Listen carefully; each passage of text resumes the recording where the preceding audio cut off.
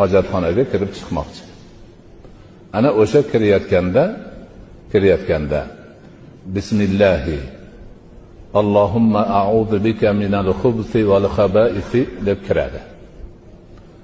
Rasululloh alayhisolatu vasallam marhamat qilganlar, odam bolasini avrati bilan jinlarni orasini to'sadigan narsa bismillahidir. Shuning uchun bismillahni aytadi. Chunki tahoratxona iflos joy, u yerlarda jin bo'lishi turgan gap. Shuning uchun kiryatib, chap oyog'ini oldinga qo'yib, tahoratxonaning ichiga chap oyog'ini oldinga qo'yib turib, bismillahidan keyin a'udhu billahi minal xubsi wal xabaisi deydi. Bu degani mana shu yerdagi erkak va urg'ochi jinlarni yomonligidan panoh tilayman Allohning o'zidan. Ko'ryapsizmi? Qanchalik buyuk narsa. Allohning ismini aytganligi uchun avrati jinlardan to'siladi.